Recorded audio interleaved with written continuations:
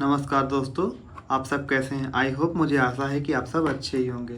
तो आइए हम अपना टॉपिक चालू करते हैं। Cellular level of the organisation, structure and function of the cell. आइए हम सेल के बारे में पहले जानते हैं हमें पढ़ना क्या क्या है। तो देखिए, मैंने दोनों लैंग्वेज हिंदी इंग्लिश में दोनों में लिखा है ताकि लोगों को समझने में प्रॉब्लम ना हो। तो पहले में क्या, इस टॉपिक का नाम क्या है? Cellular level of the organisation, यानी संगठन का कोशिका स्तर, यानी कोशिका स्तर का संगठन। तो उसके बाद हमारा क्या है? Structure and function of the cell, यानी कोशिका की संरचना, यानी कोशिका कैसी संरचना, उसका स्ट्रक्चर क्या है, उसका फंक्शन यानी उसका कार्य क्या है। फिर उसके बाद ट्रांसपोर्ट एक्रॉस सेल, यानी कोशिका झिल्ली के पार का परिवहन, यानी जो हमारा प्लाज्मा मेम्ब्रेन के पास होता है। फिर सेल डिवीजन, यानी कोशिका विभाजन। फिर कोशिका जंक्शन, यानी कोशिका जंक्शन। तो दोस्तों, ऐसे ही में ये पूरी टॉपिक खत्म करनी है। तो पहले हम लोग स्टार्ट करते हैं हमें पढ़ना क्या है। तो देखिए, मैंने अभी पिछली वीडियो में आपको बताया था कि हमारे छह तरीकों से मिलकर, छह प्रक्रम से मिलकर हमारे पूरी बॉडी का निर्माण होता है। तो दोस्तों देखिए, पहले हमारा केमिकल था, फिर उसके बाद केमिकल, बॉडी में सबसे छोटा केमिकल के बाद हमारा सेल बनता है, सेल के बाद हमारा टिश्यू के बाद ऑर्गन, फिर ऑर्गन सिस्टम बनता है, फिर ऑर्गेनिज्म लेवल, यानी पूरे बॉडी का निर्माण होता है। तो हम लोगों को पढ़ना क्या है दोस्तों?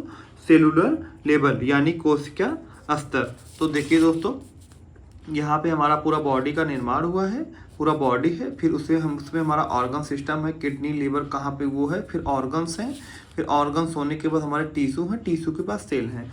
तो दोस्तों, यही जो छोटे छोटे ये सब जो सेल हैं, इसी सेल को निकाल करके, ये जैसे ये सेल है, अब सेल के पूरे स्ट्रक्चर को, यानी इसमें प्लाज्मा मेम्ब्रेन कहाँ है, न्यूक्लियस कहाँ है, साइटोसोम कहाँ है, इन सब चीज़ों को हमें इसमें अध्ययन यानी स्टडी करना है। आइए देखते हैं structure and function of the cell.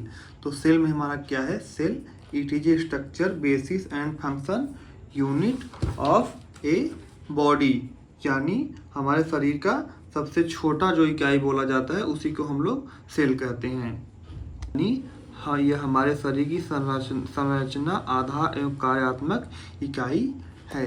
तो पहले हम सेल का इंट्रोडक्शन जान लेते हैं कि ये कैसे, सबसे पहले इसको कौन देखा था, कैसे हमारा सेल मार्केट में आया था, इसको कौन बताया था कि हमारे शरीर में सबसे छोटी इकाई सेल है। देखिए, सबसे पहले एंटोन वान ल्यूकेनहॉक, यानी एंटोन वान ल्यूकेनहॉक ने पहली बार कोशिका को देखा, इसका वर्णन किया था। फर्स्ट टाइम इसको सबसे पहले इन्होंने ही देखा था और इसको ही वर्णित किया था, सेल नाम का भी कोई चीज़ हमारे बॉडी में होता है। फिर उसके बाद रॉबर्ट ब्राउन ने इसको क्या किया था कि इसमें केंद्रक की खोज की थी, यानी न्यूक्लियस की खोज की थी। और इतना खोज करने के बाद, जब तक सूक्ष्मदर्शी नहीं आया, इतना ही बताने के बाद इन लोगों ने इतना ही बताया। लेकिन जब उस समय माइक्रोस्कोप का खोज नहीं हुआ था, जब मार्केट में माइक्रोस्कोप आया, यानी सूक्ष्मदर्शी की खोज के बाद इनके सुधार, यानी इसमें लिखा है ना माइक्रोस्कोप, यानी डिस्कवर्ड न्यूक्लियस एंड माइक्रोस्कोप, यानी हमारा क्या कह रहे हैं, सूक्ष्मदर्शी की खोज के बाद, इनके सुधार के बाद फ्रेजेस्ट्रान व इलेक्ट्रॉनिक सूक्ष्मदर्शी, यानी इलेक्ट्रिक माइक्रोस्कोप द्वारा कोशिका को विस्तृत संरचना का अध्ययन संभव हो सका। यानी इस वर्ड में इस चीज़ का कहने का मतलब यही है कि जब तक हमारा इलेक्ट्रिकल माइक्रोस्कोप नहीं मार्केट में है, माइक्रोस्कोप नहीं है, तब तक हमारे सेल के बारे में उतनी विस्तृत जानकारी हमारे वैज्ञानिकों के पास नहीं थी। उन्होंने बस इतना ही बताया था, रॉबर्ट ब्राउन ने, कि केंद्रक केंद्रक की खोज किसने की थी। ये भी हमारे 2 नंबर क्वेश्चन में आ सकता है कि रॉबर्ट ब्राउन ने ही, और आया भी है कि रॉबर्ट ब्राउन ने ही केंद्रक की खोज की थी। और सबसे पहले सेल को कौन किया था, ये भी 2 नंबर में आया हुआ है, ये भी 2 नंबर में आया हुआ है। तो देखिए, हम लोग सेल का पहले चार्ट देख लेते हैं। तो ये देखिए चार्ट, यानी चित्रण। तो सेल में ये हमारा देखिए, सबसे पहले क्या होता है, प्लाज्मा मेम्ब्रेन होता है, फिर साइटोसोल होता है, फिर राइबोसोम होता है, यानी मध्य में जो हमारा न्यूक्लियस होता है, फिर न्यूक्लियाइड होता है, ये इसको न्यूक्लियस, अंदर को न्यूक्लियाइड कहते हैं, गोल्जी बॉडी होता है, लाइसोसोम तो होता है। ये सब चीज़ जो हमारी हैं, ये सब हमारे सेल यानी स्ट्रक्चर, जो हमारा सेल जिसको कहते हैं, इसी को हम लोग सेल कहते हैं। तो आइए सेल को एक बार हम लोग उस चित्रण में भी देखें। ये देखिए दोस्तों, हमारी एनसीईआरटी जो कह रही है पेज नंबर 130 में, यानी प्लाज्मा मेम्ब्रेन, ये हमारा बाहर का क्या है, प्लाज्मा मेम्ब्रेन है। ऐसे हमारे तमाम राइबोसोम्स हैं, माइक्रोकांडिया power house of the cell. तो ये सब साइटोप्लाज्म है, यानी कोशिका द्रव है, न्यूक्लियड यानी केंद्रक है, फिर केंद्रिका है, केंद्रक आवरण है, यानी न्यूक्लियस, न्यूक्लियस यानी चिकनी, यानी स्मूथ, ये सब चीज़ें देखिए, ये सब हमारे पूरे सेल के स्ट्रक्चर हैं। तो आप इसको भी देख सकते हैं, इससे भी वीडियो को पूछ करके आप बना सकते हैं। तो ये हमारा है, और हमारी एनसीईआरटी उसी की जो स्ट्रक्चर था उसी के बारे में देखिए बड़े बड़े में समझाया है कि कहाँ पे कौन सा हमारा पार्ट है। चित्र को आप बनाने की कोशिश करिए, क्योंकि ये 7 नंबर और 10 नंबर में जब भी आएगा तो ये चित्र जरूर ही बनाना पड़ेगा आपको। क्वेश्चन में पूछता है कि structure of the cell, cell के स्ट्रक्चर को बनाइए। तो देखिए यहाँ पे क्या कहा गया है, a cell is a basis living structure and functional, यानी कार्यात्मक और संरचनात्मक स्ट्रक्चर एवं कार्यात्मक यूनिट ऑफ बॉडी, यानी हमारे बॉडी का unit of body include with in A membrane. तो इंक्लोज यानी इस सेल का ये है। तो आइए हम देखते हैं सेल के फंक्शन को। सेल के फंक्शन में क्या है कि देखिए, gives structure to the body, take a nucleotide and converter them में एनर्जी, यानी पोषक तत्व का लेना और इन्हें ऊर्जा में बदलना का काम कौन करता है, सेल करता है। रिमूव वेस्टेज, यानी अपशिष्ट को बाहर करना, यानी वैसे जो भी हमारे सेल के अंदर उसको रिमूव करता है। फिर helps in grow the repair, यानी शरीर की वृद्धि और मरम्मत करने में हमारा सेल काम करता है।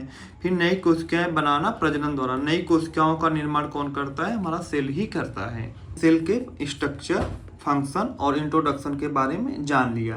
तो अब हम लोग सेल के पार्ट के बारे में पढ़ते हैं। तो हमारा सेल जो है वो इसके दो टाइप्स होते हैं, प्रोकैरियोटिक एंड यूकैरियोटिक।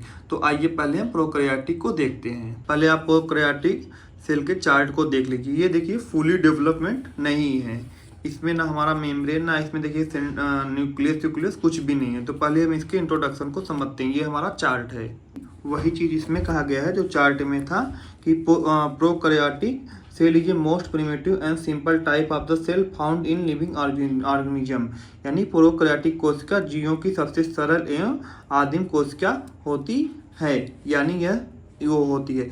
फिर इसमें दूसरे में क्या कह रहा है, these cells do not have a nucleus, यानी इसमें ना केंद्रक होता है and any membrane bound organelles, यानी इस प्रकार की कोशिकाओं में ना ही न्यूक्लियस, यानी ना न्यूक्लियस का हिंदी में क्या कहते हैं, यानी नाभिक। मैंने कहा ना न्यूक्लियस नहीं होता, तो इसमें देखिए कहीं पे न्यूक्लियस है, कहीं पे भी इसमें न्यूक्लियस उपस्थित यानी मौजूद यानी प्रेजेंट नहीं है, यही बात कहा जा रहा है। These cells do not have nucleus any membrane, यानी इसमें न्यूक्लियस नाभिक यानी नहीं होता, कोई भी झिल्ली से घिरे अंग यानी मेम्ब्रेन बाउंड्री ऑर्गेनिल्स भी नहीं होते, यानी मेम्ब्रेन भी इसमें नहीं होता है। इसमें देखिए मेम्ब्रेन आपको देखे ना, इसमें कहीं पे मेम्ब्रेन दिख रहा है, नहीं कहीं पे भी मेम्ब्रेन नहीं है।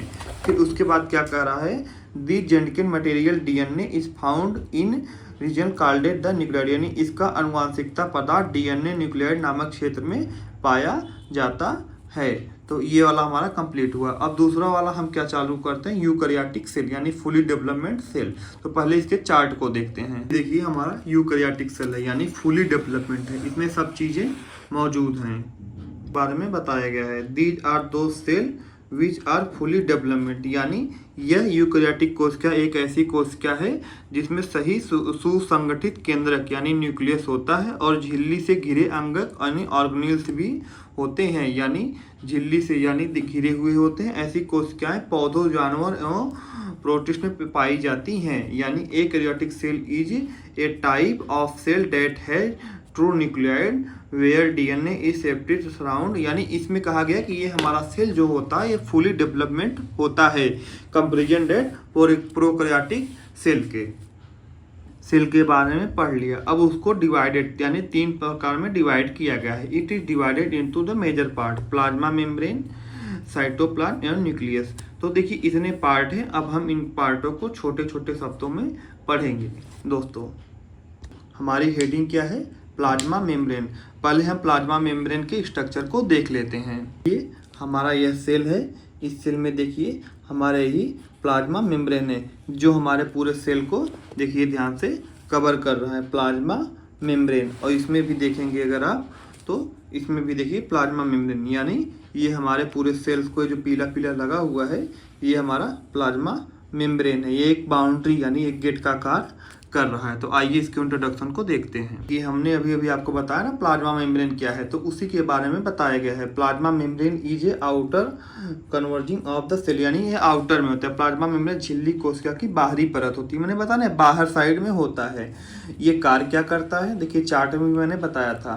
तो it is protect the cell and control with external level on the cell, यानी ये कोशिका का रक्षा करता है, यानी बाहरी वातावरण से, और तय करता है कि क्या अंदर जाए क्या बाहर निकले।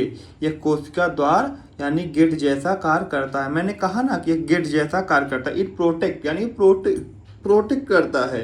It acts like a gate of the cell, यानी यह गेट जैसा कार्य करता है कि इसमें कोई वैसा चीज ना है जो हमारे सेल को डिस्टरबेंस करे।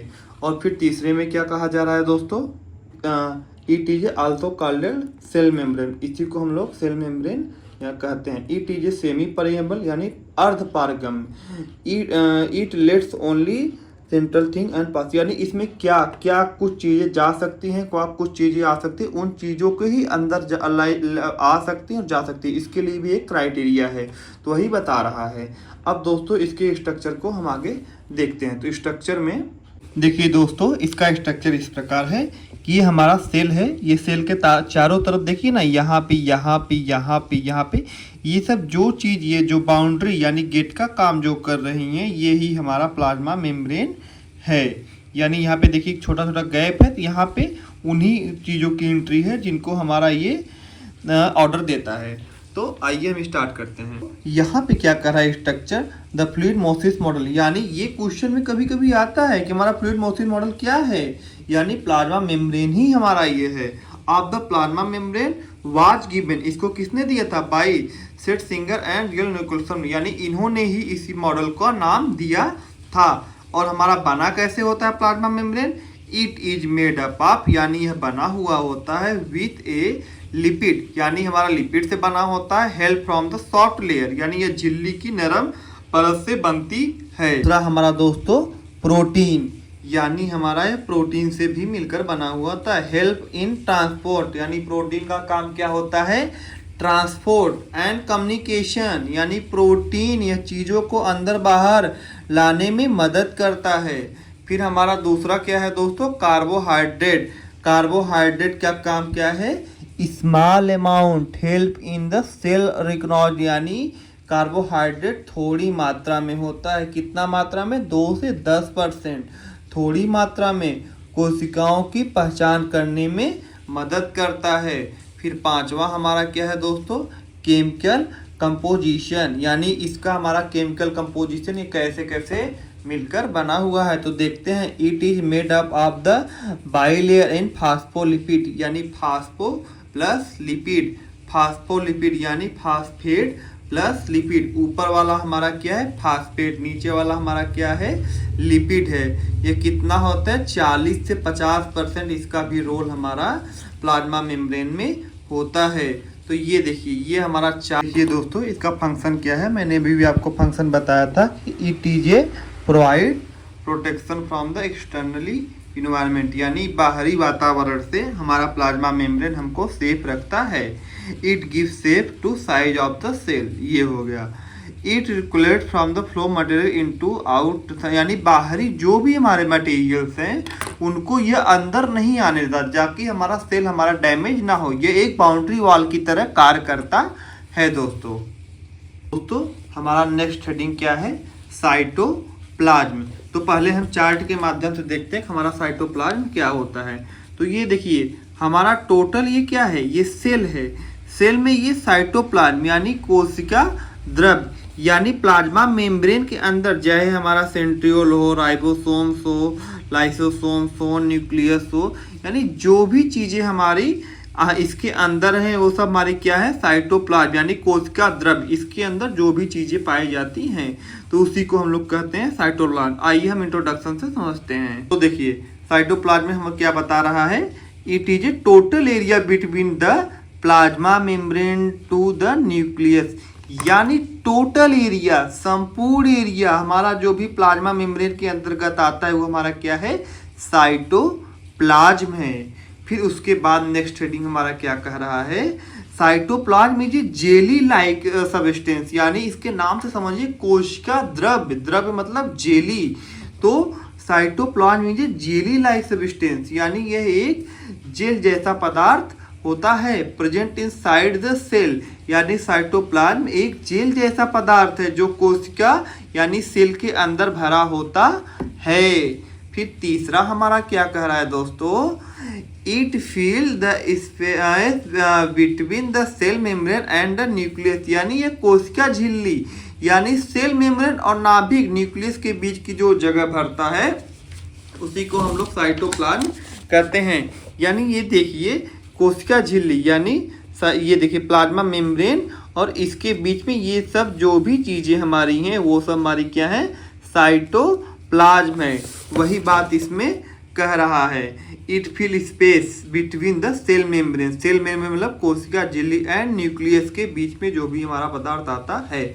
फिर तीसरा हमारा क्या कर रहा है दोस्तों, it hold all the cell organelles like माइक्रोकांडिया राइबोसोम्स। मैंने अभी बताया ना कि आपके सेल मेम्ब्रेन और न्यूक्लियस के बीच में जो भी चीज़ें हैं इसमें माइक्रोकांडिया राइबोसोम जैसे कोशिकाएं यानी सेल ऑर्गेनिल्स तैरते रहते हैं। तैरते क्यों हैं, क्योंकि ये हमारा देखिए अभी हमने बताया ये हमारा जेली लाइक स्ट्रक्चर है यानी कोशिका द्रव्य है। तो ये हमारा दो प्रकार का होता है, एक साइटोसोल एक ऑर्गेनिल्स। यानी देखिए साइटोप्लाज्म हमारा दो वर्ड से मिलकर के बना हुआ है, साइटोसोल एंड सेल ऑर्गेनिल्स। तो पहले हम देखते हैं इस वाले को यानी फर्स्ट को साइटोसोल हमारा क्या है। तो देखिए इसमें बताया गया है दोस्तों, cytosol is does not include organelles like माइक्रोकांडिया और राइबोसोम, यानी ये संपूर्ण रूप से हमारा विकसित नहीं है, यानी इसमें माइक्रोकांडिया राइबोसोम जैसे कोशिकाएं ऑर्गेनिल शामिल नहीं होते, यानी ये कम्प्लीटली ग्रोथ नहीं है। फिर दूसरे में क्या करा है, देखिए हमने बताया ना साइटोप्लाज्म इक्वल टू साइटोसोल यानी कोशिका एंड सेल ऑर्गेनिल्स। तो इसमें दूसरा हमारा क्या कह रहा है, it is a clear whitely fluid where many chemical reaction है, यानी यह एक साफ पानी जैसा द्रव्य होता है। यानी इसमें जैसे ये हमारा है प्लाज्मा मेम्ब्रेन, इसमें और सब चीज़ें उस तरीके से डेवलप नहीं हुई होती हैं, यानी यह एक साफ पानी जैसा द्रव्य फ्लूइड होता है जिसमें कई रासायनिक क्रियाएं तो होती हैं बट माइक्रोकांडिया राइबोसोम्स हमारा डेवलपमेंट नहीं होता, वो डेवलपमेंट होना स्टार्ट होता है। मोस्टली क्या इसमें पाया जाता है, वाटर, प्रोटीन, लिपिड और कार्बोहाइड्रेट। दोस्तों हम दूसरा चालू करते हैं, सेल ऑर्गेनिल्स। यानी सेल ऑर्गेनिल्स में हमारा क्या है, cell organelles are small part inside a cell, यानी कोशिका सेल के अंदर के छोटे छोटे भाग, यानी छोटे छोटे कौन से भाग, जिसमें हमारा न्यूक्लियस है, न्यूक्लियोटाइड है, वो सब हमारे छोटे छोटे भाग, यानी इसके अंदर के छोटे छोटे भाग, यानी सेंट्रोल हो गया, लाइसोसोम तक, यानी इस सेल के अंदर के छोटे छोटे भाग को बताया गया है दोस्तों। तो इसमें क्या कह रहा है, each organelles has a special job to keep an cell working properly, यानी भैया सेल तो बन गया लेकिन अब आप लोगों को अपना अपना काम दिया गया, आप लोग अब अपना अपना काम करेंगे कि भैया न्यूक्लियस का काम क्या है, न्यूक्लियस का काम क्या है, कोशिका को आप लोग नियंत्रित करेंगे, यानी कितने भी सेल हैं, यानी ब्रेन का काम। माइक्रोकांडिया का काम क्या है, power house of the cell. इसको दोस्तों हम लोग आगे देखते हैं। फिर उसके बाद तीसरा हमारा क्या कह रहा है दोस्तों, तीसरा हमारा कह रहा है they float in cytoplasm and perform important function, यानी like energy production, protein making, wastage removal etc, यानी ये साइटोप्लाज्म में तैरते रहते हैं। जितने मेरे ऑर्गेनिल्स हैं वो किसी का काम ऊर्जा बनाना है, किसी का काम प्रोटीन बनाना है, किसी का काम भैया कचरा नगर पालिका वाला काम है, यानी सबको अपना अपना काम दिया गया है। किसको क्या क्या काम दिया गया है ये भी हम लोग देख लेते हैं। तो देखिए न्यूक्लियस का काम क्या है, यानी नाभिक कोशिका को नियंत्रित करने का काम है। माइक्रोकांडिया का काम क्या है, यानी ऊर्जा यानी पावर हाउस का काम है भैया, एनर्जी लाइन विद्युत विभाग माइक्रोकांडिया। इंडोप्लाज्म चीज़ों को पहुंचाना, यानी भैया आपको रेस्टोरेंट में वेटर का काम दिया है, फला फला रूम में फला फला चीज़ों को पहुंचाओ। गोल्जी बॉडी प्रोटीन को पैक करना है और भेजना है। लाइसोसोम यानी कोशिका का कचरा साफ करना है, यानी नगर पालिका भैया जिंदाबाद। राइबोसोम्स क्या है, प्रोटीन को आपको बनाना है, प्रोटीन को बना करके आपको माइक्रोकांडिया को देना है, यानी ऊर्जा को। यानी इसमें जितने भी चीज़ें सबका अपना अपना अहम रोल क्या है, यानी ये सब परिवार के सदस्य हैं। ये सेल के हमारा शब्द आता है एंडोप्लाज्मिक रेटिकुलम। पहले हम लोग चार्ट से देखते हैं कि एंडोप्लाज्मिक रेटिकुलम होता कैसा है। चार्ट में क्या हमारा है, यही देखिए एंडोप्लाज्मिक रेटिकुलम, अर्थात ये देखिए हमारा किसके करीब है, न्यूक्लियस और न्यूक्लियोटाइड। इसमें देखिए एक अटैच भी है, ये भी याद रखिएगा, एक अटैच है। ये देखिए ये हमारे क्या है, एंडोप्लाज्मिक रेटिकुलम है। तो चार्ट समझ में आएगा तो थियरी अपने आप समझ में आने लगेगी। एंडोप्लाज्मिक रेटिकुलम क्या है, endoplasmic reticulum is a network of tube like structure inside of the cell. यानी एंडोप्लाज्मिक रेटिकुलम के अंदर जाल जैसा बना हुआ होता है और यह हमारे सेल के अंदर होता है। उसके बाद हमारा नेक्स्ट टॉपिक क्या कर रहा है, इट हेल्प्स, इसकी सहायता से in making and moving protein and fats lipid. यानी यह प्रोटीन और वसा बनाने और एक जगह से दूसरी जगह पहुंचाने का कार्य कौन करता है, एंडोप्लाज्मिक रेटिकुलम। देखिए मैंने बताया था ना कि एंडोप्लाज्मिक रेटिकुलम हमारा क्या करता है, चीज़ों को पहुंचाता है। तो it helps in making and moving proteins and fats lipid. यानी प्रोटीन और वसा को बनाने और एक जगह से दूसरी जगह पहुंचाने का कार्य करता है। उसके बाद क्या कर रहा है दोस्तों हमारा, it is a connected to nucleus and is separated cytoplasm. यानी ये नाभिक न्यूक्लियस से हमारा क्या होता है, जुड़ा हुआ होता है और साइटोप्लाज्म में फैला रहता है। ये न्यूक्लियस से जुड़ा है कि नहीं, देखिए न्यूक्लियस, ये देखिए न्यूक्लियस से जुड़ा है कि नहीं।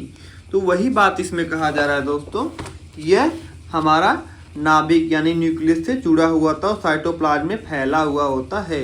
तो इसमें हमारा दो पार्ट होता है, यानी एक स्मूथ होता है, एक रफ होता है। रफ हमारा न्यूक्लियस से अच्छे से जुड़ा हुआ होता है, स्मूथ हमारा क्या होता है, न्यूक्लियस से अच्छे से जुड़ा हुआ होता है। ये देखिए दोस्तों, ये देखिए अच्छे से जुड़ा है कि नहीं जुड़ा, ये देखिए अच्छे से जुड़ा है ना, इसको हम लोग क्या कहेंगे, स्मूथ कहेंगे। यानी न्यूक्लियस हमारा ये है, ये इससे जुड़ा हुआ है।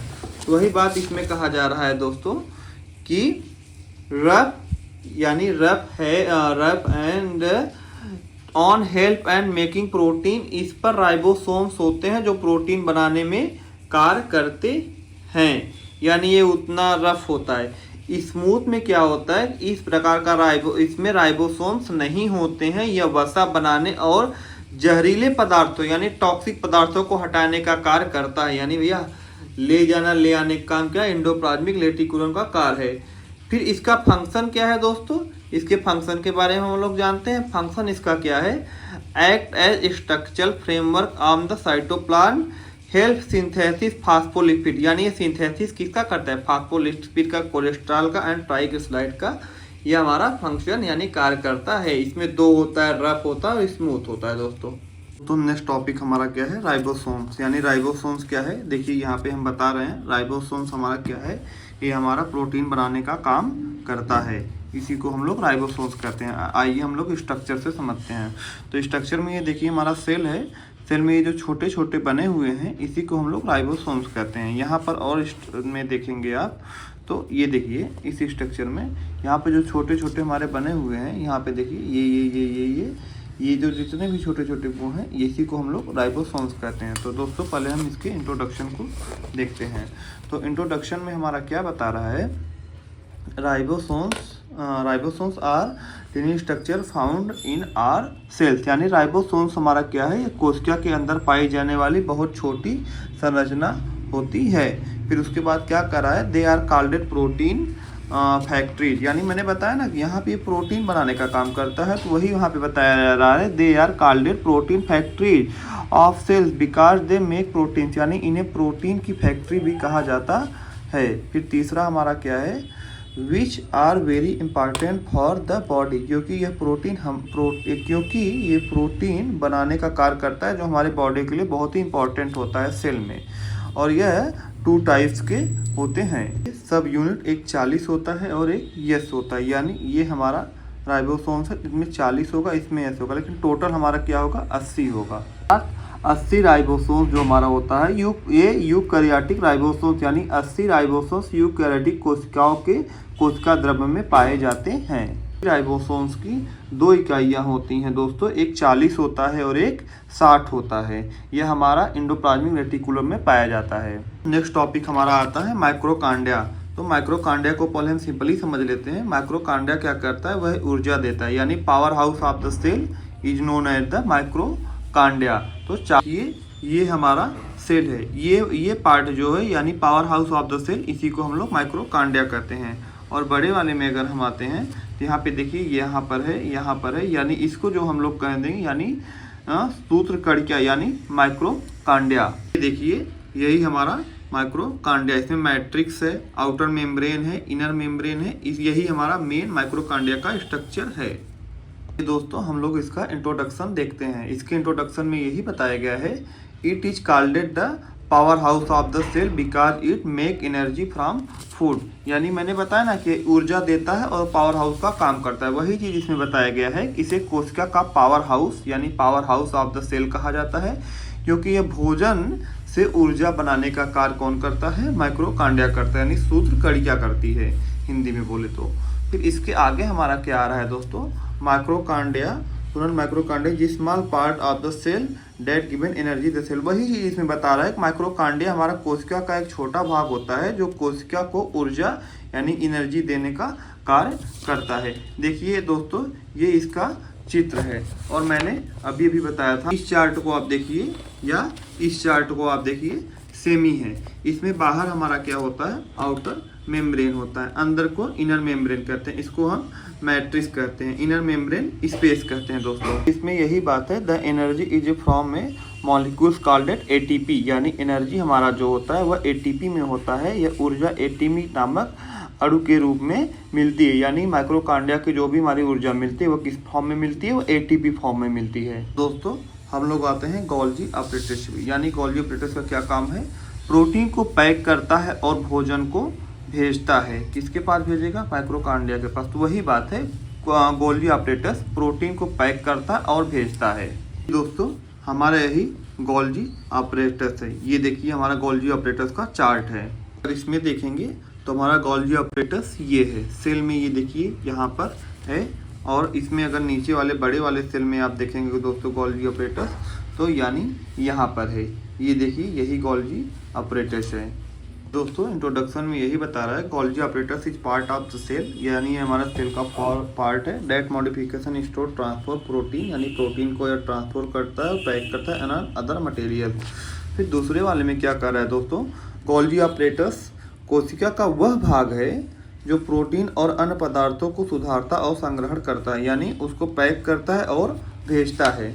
फिर तीसरे में क्या कर रहे हैं दोस्तों, it work like a post office of the cell, यानी यह कोशिका में एक कोशिका को डाकघर यानी पोस्ट ऑफिस की तरह कार्य करता है, यानी कोशिका में जो गोल्जी ऑपरेटर्स होता है वो पोस्ट ऑफिस की तरह कार्य करता है। फिर तीसरा क्या कर रहा है, इट रिसीव प्रोटीन, यानी प्रोटीन को रिसीव करता है फ्रॉम में इंडोप्लाज्मिक रेटिकुलम, यानी इंडोप्लाज्मिक रेटिकुलम से यह हमारे प्रोटीन को प्राप्त करता है। ये देखिए दोस्तों मैंने उसमें भी एनसीईआरटी की बुक से भी आपको चार्ट दिखाया था, और इसमें भी देखिए इसमें भी चार्ट है। इसमें 3 पार्ट होते हैं, सिस, ट्रांस और ये तीनों, ये देखिए 1 2 3 पार्ट होते हैं। इसमें लाइसोसोम होता है, सिस्टीन होता है। तो दोस्तों इसका मेन क्या है, the main manufacture to the process deliver protein and fats in the cell, यानी इसका मुख्य कार्य क्या होता है, प्रोटीन और वसा यानी फैट्स को संशोधित करके उनके गंतव्य स्थान पर पहुंचाना, यानी उसके डिलीवरी, उसको कहाँ पहुंचाना है, उस स्थान पर पहुंचाने की प्रक्रिया को हम गोल्जी बॉडी यानी गोल्जी ऑपरेटर कहते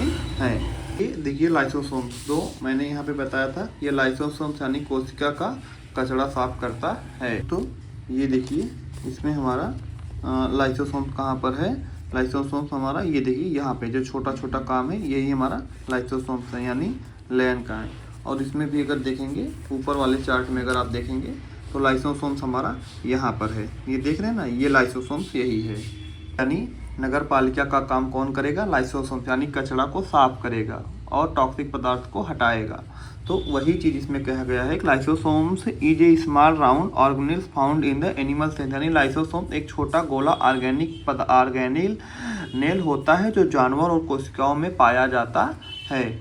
इसका दोस्तों देखिए हम मेन फंक्शन क्या है, digestion of the wastage and unproduct material in the cell, यानी कोशिका के अंदर अपशिष्ट यानी जो वैसे पदार्थ हैं, खराब पदार्थ हैं और अनावश्यक चीज़ों को पहचानना है और उनको हटाने का काम करता है। फिर दूसरा हमारा क्या कह रहा है, इट वर्क लाइक क्लीनर, यानी ये क्लीनर का काम करता है। जैसे हमारे यहाँ जो झाड़ू पोछा यानी जो जैसे रूम में कचरा है तो कोई आ रहा है झाड़ू मार रहा है, सारे कचरे को बाहर निकाल रहा है, यानी जो भी टॉक्सिक मटेरियल्स हैं, जो भी हमारे रूम में डस्ट है, डस्ट को हटाने का काम कौन करता है, तो वही काम लाइसोसोम्स है। तो यहाँ पे क्या कहा जा रहा है, यह कोशिका कोई सफाई कर्मचारी यानी क्लीनर का कार्य होता है।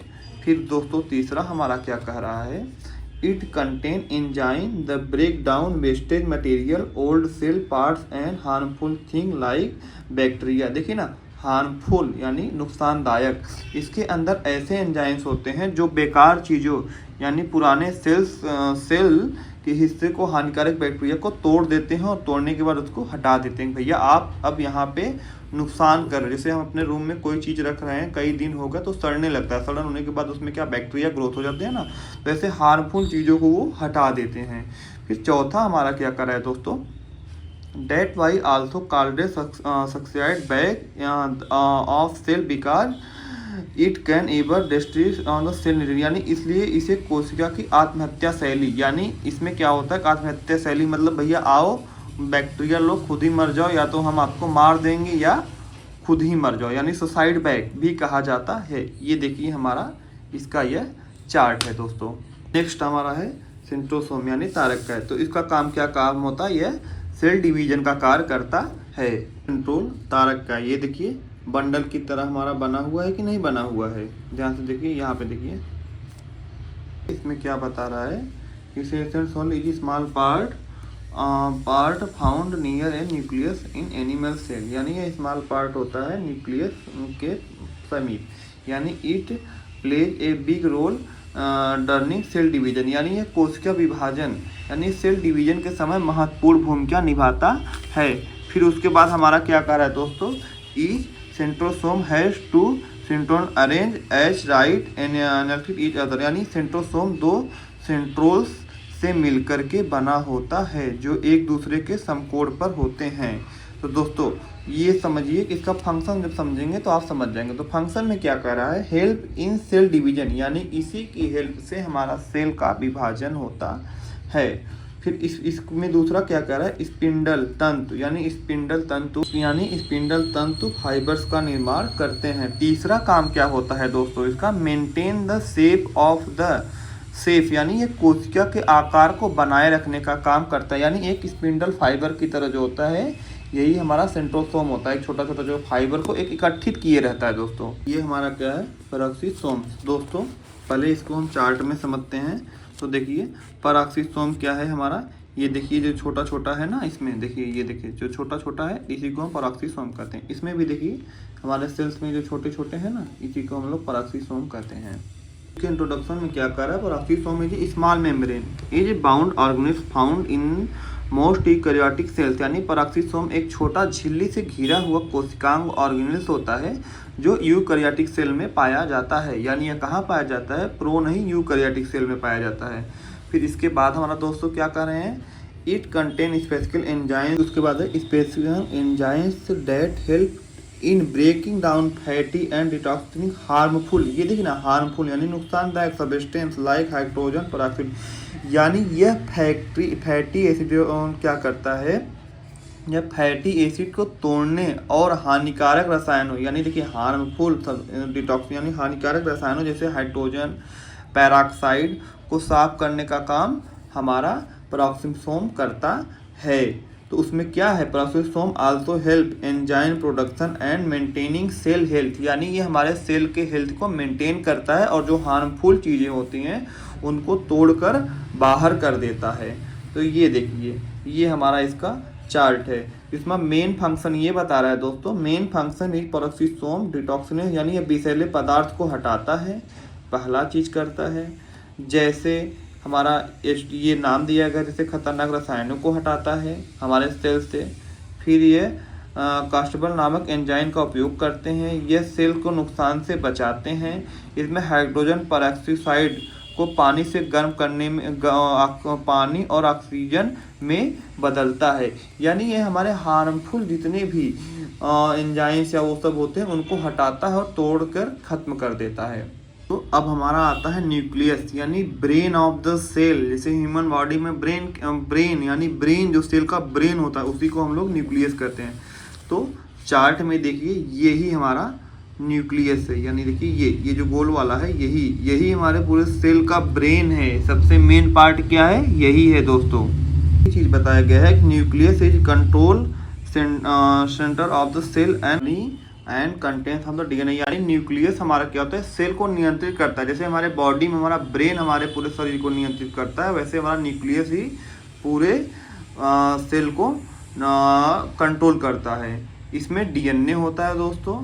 फिर उसके बाद इसमें क्या कहा जा रहा है, which hold the instruction for of all the cell activation, यानी जो कोशिकाओं के सभी कार्यों को निर्देश देता है। नहीं, ब्रेन ही तो करता है, जिसमें न्यूरॉन्स होता है, सीएनएस पीएनएस होता है, तो वही तो हमारे से इस चीज़ को छुए। तो ब्रेन अगर हमारा कह रहा है कि हम आपको पढ़ा रहे हैं तो ब्रेन ही तो ऑर्डर दे रहा है, ब्रेन ही तो सब काम कर रहा है। तो वही सभी कोशिकाओं को निर्देश देता है कि भैया आपको ये करना है, राइबोसोम आपको ये करना है, तो सबको ऑर्डर देता है। सबका पप्पा क्या है, न्यूक्लियस है। माइटोकॉन्ड्रिया भैया आपको एनर्जी बनाना है, सबके घर पे पहुंचाना है। तो ये भाई हमारे क्या है, राष्ट्रपति कौन है, यही है। पूरा कंट्रोल इन्हीं के हाथ में है। तो main function of the nucleus control central, यानी कंट्रोल ऑल सेल एक्टिवेटर, यानी सभी कोशिकाओं क्रियाओं को यह नियंत्रित करता है। डीएनए स्टोर, यानी डीएनए जेनेटिक मटेरियल को स्टोर करता है। भैया डीएनए मेन कंट्रोल मेरे पास रहेगा। सेल डिवीजन, कोशिका विभाजन में मदद करता है। चलिए हम आपकी मदद करें, आप सेल डिवीजन करिए, मेरी तरह और लोगों को बनाइए और राज्य साम्राज्य बढ़ाइए, इसमें काम करता है। फिर प्रोटीन प्रोडक्शन, यानी यह send instruction of the making protein, यानी प्रोटीन प्रोडक्शन निर्देश बनाने को भेजता है। तो दोस्तों देखिए हमने आपको सभी टॉपिक पढ़ा दिया है। मेहनत के साथ मैंने बहुत सिंपल ही लैंग्वेज में आप लोगों का नोट्स लिखा है। अगर आप लोग वीडियो अच्छा लगे तो आप एक बार लाइक और सब्सक्राइब जरूर करिए। हम ऐसे ही आप लोग के लिए आगे आगे वीडियो बनाते रहेंगे। प्लीज़ दोस्तों लाइक और सब्सक्राइब जरूर करिएगा, करना मत भूलिएगा, क्योंकि आप करेंगे तभी हम और मेहनत करके और अच्छा आपके लिए टॉपिक सिंपल लैंग्वेज में बनाएंगे। धन्यवाद दोस्तों।